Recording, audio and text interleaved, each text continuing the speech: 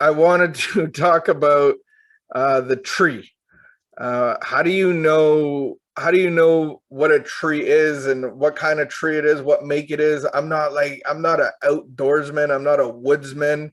I know what a tree is, and I'm limited to my suburbianness.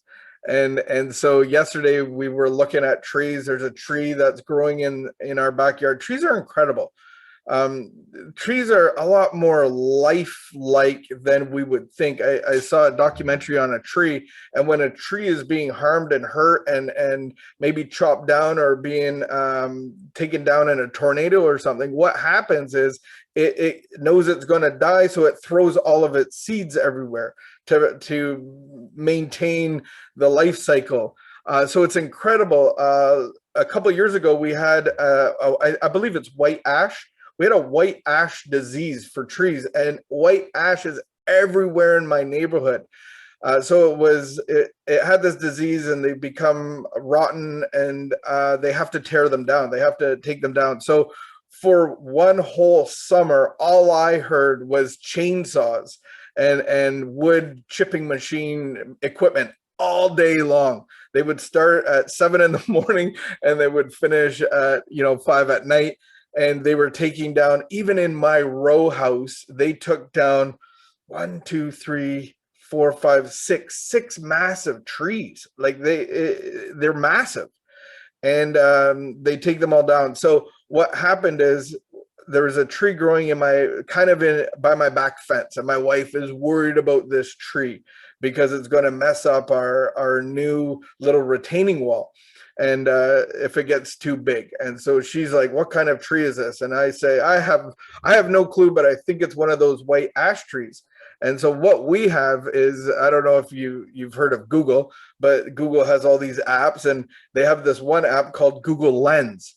And so it actually uses your camera on your phone, and it tells you what it's looking at. So it's really cool. And so what we did was we went to another tree and looked at the leaves on it, and it said it's a white ash tree. And so then we looked at the little leaves on this one, and it was the same thing. It said a white ash tree. And so now my wife is concerned that it's going to grow really big and mess up our fence and our foundation and all that stuff. And so the beautiful thing about a tree is that it's always going to grow back if you start cutting it down or like cutting off branches. And so what I've done over the last 2 years of this little tree growing is I keep cutting branches off of it so it doesn't get like super massive. And what's happening is wherever I cut it, there's like 40 or 10 to 20 shoots that keep growing off of it, and it's just growing thicker and thicker.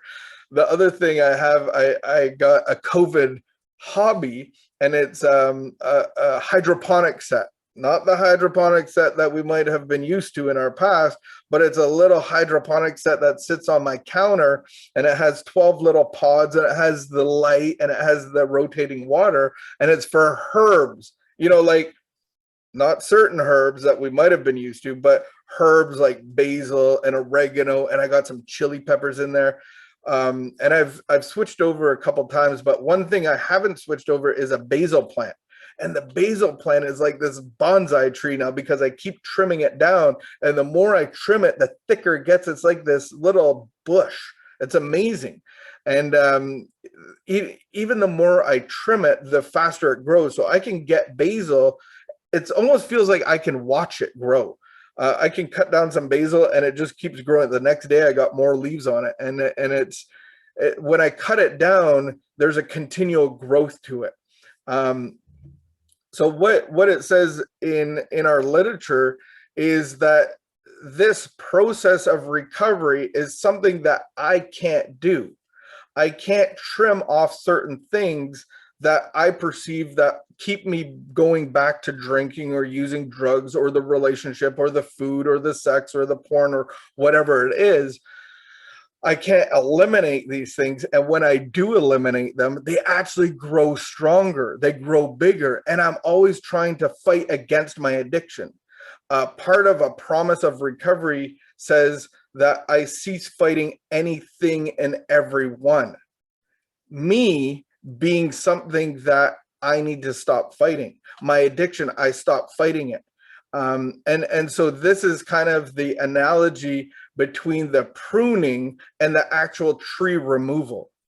And so on my own effort, I like to give effort. I want to work against my problems. I want to solve some of the issues in my life and to make my life better. So if I take these things away that cause me to do these things, so let's say I have a temper, and the temper has caused me problems in my life, and it's broken up relationships, and I've hit holes in walls, and I've actually got out in traffic and proved a point, and I've got in trouble with this, and I want to eliminate that part of me, because what happens is all of these situations, because of this problem, I actually need a break from it.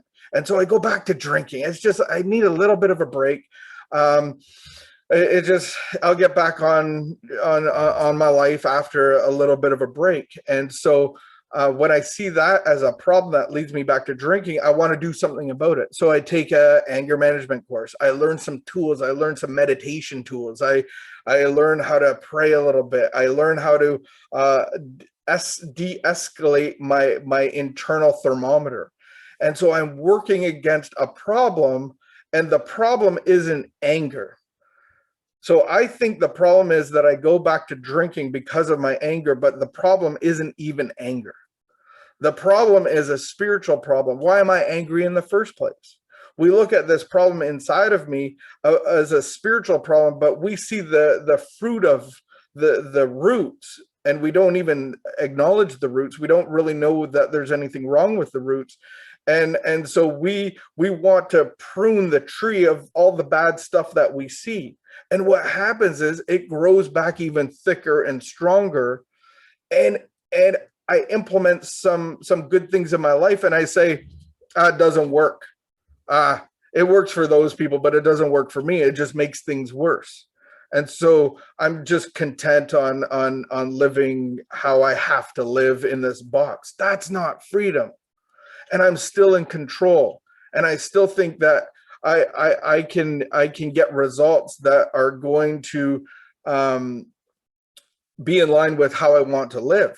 But the delusion is that the things that I'm doing to fight against the things that I don't want in my life is actually growing them stronger and actually causing me to be less free and have less joy and have less satisfaction and less purpose. And I keep going back to drinking, and I put my hands up going, there is no solution. And that's a good place to be, because there isn't a solution that you can do. There's nothing that you can do to work against your spiritual condition. And so when I see this tree growing in my backyard, what is the only solution for that tree?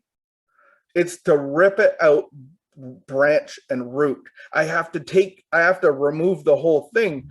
I'm not a tree removalist or whatever, arborist. Sorry, I'll try to use the correct terminology. I'm not an arborist. I think I could cut down a small tree, but I can't dig it out. I don't know if you've ever tried to dig out like a bush. Like, good luck. You're going to probably break a shovel or two, and you're going to be working for days. And I'm talking like a little bush. But these trees have big root systems, and you actually have to take out the whole thing for it to be extracted, for a new tree to be planted there. And so that's the idea of recovery, of a spiritual problem, a spiritual malady, a spiritual disconnect from God, is that he can only do what I can't do. And so I actually have to invite him in. We see this story in Bill's story. We see this concept in Bill's story where he's going through this recovery. He's come to the point of like, I've tried to do everything to work against all the things that lead me to drinking. I see these fruits, and so I want to cut down the branches. I need to prune this. And I go to the psychiatrist, and I go to the therapist, and I implement these good practices that should actually take these issues away. Like, I'm fighting against them, and they just keep getting stronger and stronger. And I don't know if you've been at that point of your life of going to a detox center, maybe for the 4th or 10th time. And every time you got out, there was some progress, and you took a couple steps forward and maybe 5 steps back. But maybe you're to the point now that you get out of the detox center and you go straight to the beer store. And it is just a problem that keeps getting worse and worse and worse because I'm trying to control it and I get my results. And so in Bill's story, he was doing the same thing. He's a smart guy. He's a business guy. He has lots of resources. And so he's trying to work against his problem. And so he gets to the point where he goes through this recovery and, gets guided into this. And he gets to the point where he goes, there, I humbly offered myself to God as I then understood him to do with me as he would. I placed myself unreservedly under his care and direction. So actually making the call to the arborist, going like, this tree cutting process isn't working. It's just getting bigger and bigger. I admitted for the first time that of myself, I was nothing, that without him, I was lost. I ruthlessly faced my sin and became willing to have my newfound friend take them away root and branch. I have not had a drink since. And so that doesn't mean his life just got perfect, but the root and the branch are taken away. And he doesn't need a drink thereof since. And so what's going to happen is that God's going to give you a little seed, and that little seed is a seed of hope. And he's going to plant it where the old tree was, where the old root system was. And he's not going to try to prune what you have. He's going to tear it out, put this new seed in, and it's going to grow. And so that's the idea of recovery, is that I actually have to abandon this tree and this root system. We see this in page 63 of the big book of Alcoholics Anonymous. We see this concept, and this is a beautiful thing, and this is the hope. This is the seed of hope, that all of my troubles are of my own making. That might sound harsh, especially if you've been in situations where that have caused fear and anxiety for really good reasons, with abuse and with abandonment and all of those things. And what this is the hope, is that all of that can be removed and tore out and ripped up, and a seed of hope can come in to where that tree was in your heart and grow different fruit. Because that's the hope, is that nothing on the outside needs to ever change. I don't have a father on my birth certificate. I was in abusive relationships, and I was, shipped all over the country as a missionary kid, and all of this stuff that caused this fruit to grow because of these roots. And the hope is that nothing on the outside needs to change. So the hope actually is that I can come into agreement that all of my problems are of my own making. All of my problems are of my own making, and inside of me, it's going to change. So nothing on the outside actually needs to change. And so that's my hope, is that God's going to transform me from the inside out, and there's nothing that I can do to actually do that transformation, which is a beautiful thing. You just raise up your hands and go, what do I got to do? All you have to do is enter this relationship with openness, honesty, and a willingness.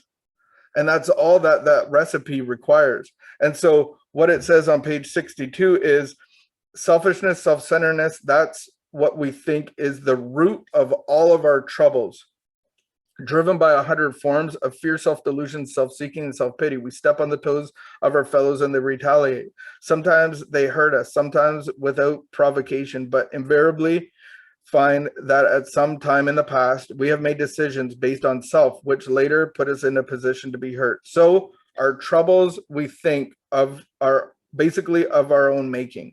They arise out of ourselves, and the alcoholic is an extreme example of self-will run riot, though he usually doesn't think so.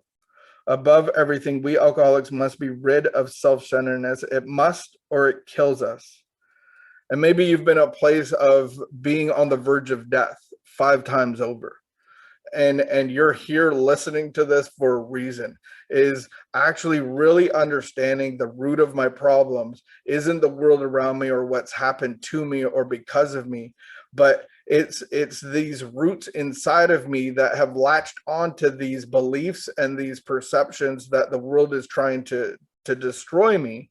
And it's been in toxic ground, and I have these fruit that my tree is bearing fruit that is causing problems all around me. And so I need a new tree. And so when I look at my spirit, it describes our spirit as, I think we come into this world like this. Before alcohol, I had this spiritual sickness. I had this spiritual disconnect that I was irritable, restless, and discontent. I was a very restless and discontent young person as a child. I always thought there was something better going on somewhere else. I never thought that anything in my life was really fair, and I thought everybody was out to get me, so I had to get mine. That's how I grew up. Without alcohol, that was my starting point. And then we look at, like, really, what is the spiritual disconnect? What is my spirit? My spirit is really a sense of feeling useless, of not feeling purposeful, of always having to prove myself, not being able to control my emotions, being driven by my emotions, being driven by fear, having this impending doom on me all the time. That's my spiritual condition as an adult. And so this is what we need to be taken out of root and branch. The whole thing has to come out. This isn't a renovation. This isn't a pruning job. This is a job for the arborist. All I have to do is make the phone call and go under the attention of the arborist. So when I look at the stock and trade, I want to give this tree up because this is full of fruit that isn't giving me the life of abundant fruit. It's not giving me joy. It's not giving me, I'm not happy, joyous, and free. I'm fighting everything and everyone. I don't have the promises of a good life. And so when I look at Genesis 5, it kind of has that tension of, this is what my spirit is, and then this is what the Spirit of God is. And I don't believe that I have to know God in all of the character and all of the theology and all of the beings and everything, but I need to know the Spirit of God. And the Spirit of God is very contrary to the spirit of me. How do I know the tree? I look at the fruit, I look at the leaves, I look at the evidence of what that tree is giving off. And that's what the Bible says, apart from me, you can do no good thing. So me on my own, I can't do anything good anyway. And so it really sets the bar low, is that the only thing that I can do good is being a part of having the new tree of the Spirit of God. And so the spirit of me, we all know what that looks like. You might have a little bit of a different view of it, but here's what the tree of God's Spirit looks like. These are the fruit that are going to be evident in my life as somebody that has had a tree ripped out and a new tree, the seed of hope planted inside of me, and now it's starting to bear fruit. And that's the recovery process. That's the sanctification process. And what it says is that, but the Holy Spirit produces this kind of fruit in our lives. Love. One of the new spiritual principles that we get to adhere to is love and tolerance. It's a code, a rule that we actually live by. Do you have to work to be that? I hope not. There are situations that I have to actually practice this, but the reality is God's Spirit is going to let me be able to be loving and tolerant to all those around. Joy. It's not about like happiness. It's about joy. This joy comes from the inside. Peace, patience, kindness, goodness, gentleness, and self-control. There's no law against these things. And so this is what I'm trading this tree for, and it needs to be ripped out root and branch. And so these inside troubles are of my own making. And so I'm able to actually release that and give that to God for him to remove, and this new tree to be planted. And the only thing that I have to do is abandon everything that I've held on to, my old life, because this is not a renovation, this is not a pruning, it's a giving up. It's not surrender, because surrender is the concept of surrender. There's not a lot of choice. Like there's an option not to, and there's an option to. And so if you're in a criminal situation and the police come, you have an option to surrender. The other option is you're going to surrender with their power or try to shoot your way out, which is probably going to end bad. You're probably going to get tasered and pepper sprayed and maybe even lose your life. So this idea of surrender is really, I don't really have a choice. The language that we like to use and the language in the big book, it's actually abandonment. And so you actually have a choice to abandon everything that your life, the house. And it's not an accident that we use construction terms in recovery of the keystone, the archway, the new foundation, because we have to abandon what we had and go through a new archway. And it might seem like a demotion, but a new tree is going to sprout out of it, and the fruit is going to be something that you want and that you can pass on to others. And so I have to go from abandoning. So the one thing that I've come to understand, and here's our picture, is that we have this circle, and God is in the presence of the middle of this circle. And so the fruit of the tree is on the outside. And so I see this fruit, but I try to, through my own effort, fill it. How do I get joy? Well, I get the new girlfriend. I get the new relationship. I get the new vehicle. I get the new job. I try to get the fruit that I want by fulfilling the outside of the circle. And I'm dancing on the outside of the circle because I need these things inside of me to be okay. And we're all designed this way. We all are designed this way. And so I look for the promotion. I get involved in the business. I'm in this illusion. If I do these things, then this spiritual issue that I have will be fulfilled. And so the trick to recovery is actually living on the inside of that circle and letting God fulfill all of those needs. And so out of this, I can go into relationships with my strength. I go to relationships to give and not to take. My whole life, I was a consumer. I was a chugger. I chug alcohol. One of the things that I used to chug was wine. I got into later on in my alcoholism, wine was a thing, like buy the 4-liter box and I chug wine like I drink beer. And it's like, that's what I did to you and everybody else. And that's what I did to my wife and the girlfriends and everybody. I just chugged and consumed them because I needed joy. I needed kindness. I needed happiness. I needed all of these things that I can only get from the love of God. And now I can truly go into a relationship with my strength, because now I get to have these things inside of me, which I can give. And if you know anybody that has a little farm, they always have too much stuff on their farm. And when you go over there, they give you like a basket of tomatoes, some white radishes, and spinach. They're like, here, take these things. And it's like, that's what we are called to offer the world around us. So God puts this stuff in here, and I can only keep it if I'm giving it away. So am I giving away joy? Am I bringing joy to people's lives? Am I bringing kindness into every relationship? Am I even thinking how to be kind to you? Am I even aware of that you're sad? And I could give you a little high five or write you a little note or a card or something so simple, but it's coming out of the fruit of the Spirit of God, because now you're aware of the surroundings. And now once you start acting in that spirit of kindness and love of God, He brings more to you and He fills you more and more so that you can be the salt and light and for the world around you. You're going to bear good fruit because you have the Spirit of God within you.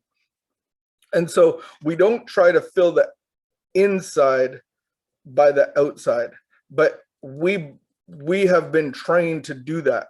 we have to feel these things because they do give us a good feeling. They do make us happy for a time, but it's not lasting, and it's work and it's effort. And so the fruit of recovery is that we actually cease fighting everything and everyone. We will know peace. We don't have to run the show. We get to be a child. We get to be an employee. And that's really the freedom that a relationship with God will give us. And we don't have to figure God all out. I think that's where we go wrong, is we really think that we have to figure this all out on our own. And I just want to close with this prayer, and really coming into the understanding of, where do I get power? Where do I get this new tree? And so many of us think like it's on this decision, but a decision isn't the action. So in step 3, we make a decision to turn our life and our will over to the care of God. And then we have to go into the action part of it, of going, this is myself. I actually have to come into the realization of what I'm giving away. It has to be consensual. Love is consensual. It won't just be magically taken away from you. You actually have to do the work and identify, and God's going to give you the eyes and the light to identify these things that you actually are giving away. And you're just putting them up to go, can you take this? I don't even have the power to remove them. You're taking them, and you have to know what you're taking. And that's the purpose of the step 4, 5, 6, is to show you what you're giving up to God. It has to be consensual, so you have to know what you're giving. And then the rest of it is a beautiful relationship and a process. And so in step 7 is actually where I get the power. This is where I make the prayer of, my Creator, I am now willing that you should have all of me, the good and the bad. I pray that you now remove from me every single defect of character which stands in the way of your usefulness to you and my fellows. Grant me strength as I go out from here to do your bidding. Amen. And that's a beautiful prayer to pray when you know why you're praying it, and you know why what you're giving away. And so that is what the trade-off is, and the process of this recovery is getting rid of the tree, stop pruning, stop fighting against it. It just makes it grow bigger and thicker, and you have more problems, and the problem lies within our hearts. And so only God's power will remove that and replace it with a seed of hope, which will grow good fruit, and you get to give that away. Amen.